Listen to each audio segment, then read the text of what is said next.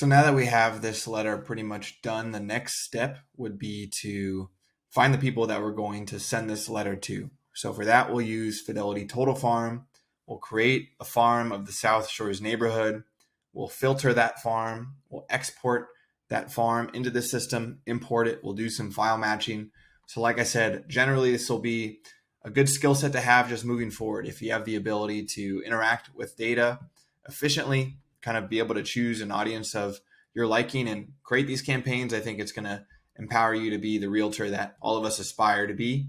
And so what you can select is continue up here to continue with this order. We have this letter looking how we want it to look.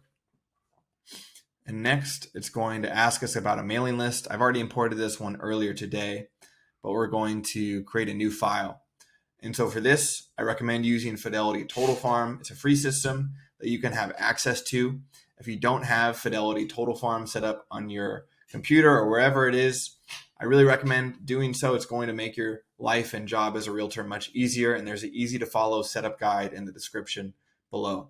And I do recommend stopping the video, creating that account really quick, and that way you can follow along with me as we go ahead and create this farm. And so how I'll go about doing that is selecting create a farm up here. Polygon is the default choice, so you can just select continue. I know where South Shores is in San Pedro, so I can just move into it on the map. But let's say you didn't and you just had an address. You could have entered that address here. It would have just dropped you in over this neighborhood here, and you could have done it that way. Another way that you might be able to do it is, let's say you know it's a neighborhood in a town. You can select subdivisions up here. You can see if they have it already pre-sketched out for you. So I entered in San Pedro right here. And if I go to list view, they actually might have South Shores already. So I'll just type in South Shores, and there it is. So they have South Shores, San Pedro right here. So if I go over to this map, this is where it actually is. So what I can do now is just choose which options I want. Let's say the buyers that I'm working with, let's say they're interested in single family residences only. So I can uncheck all of these other options and select create a farm. So that's probably the easiest way to go about doing that. Another easy way would just be creating the map yourself. So we can come over here. We can go back into San Pedro. Let's say you just know where it is. And this would work in an example case, like let's say it's not specifically a subdivision, so it's not mapped out for you and you need to create that map. So you can just do it this way instead. And you just do the same thing. So you filter out the data that you want, you filter out the data that you don't want, keep the data that you do want. Then you select continue down here at the bottom left of the screen. You could have also filtered the data here, but we just did it ahead of time. So now we can select get count down here at the bottom left. It's 1,100 or so records right here. So now we can select send to farm manager, and we'll say South Shores Farm here. Agree to the data use agreement, and then select send.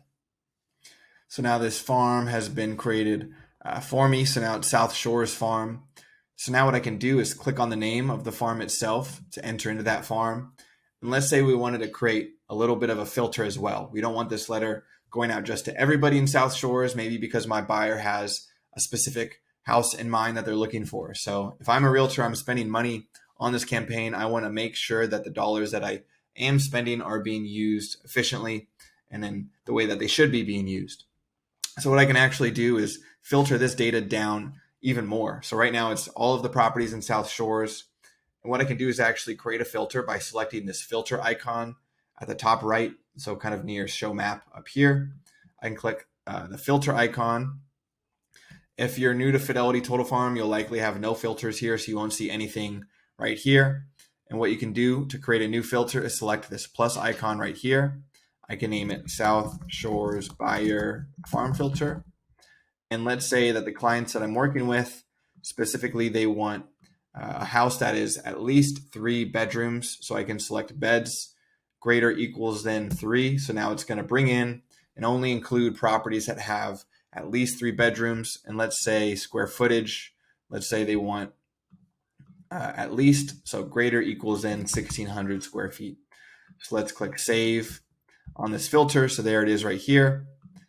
So now it's filtered down. The total farm is 1,100 or 1,180 records, as you can see over here on the left side of the screen.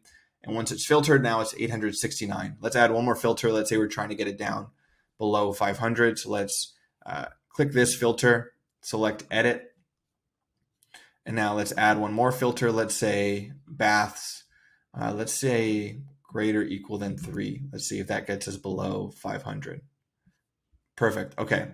So now this filter is 3 beds, 3 baths, at least 1,600 square feet in the South Shores neighborhood. So let's click on this filter right here, select apply filter. Now you'll see on the left side of the screen, it filtered from 1,180 records to 397 records. So now I have this data that I can work with. Now I can send these letters out on behalf of my buyers, see if I can get an off-market opportunity, not only for myself as a realtor, but for the clients that I'm working with. So now we want to get this data from Fidelity Total Farm into this mail service right here. So we need to select a file, have it on our computer.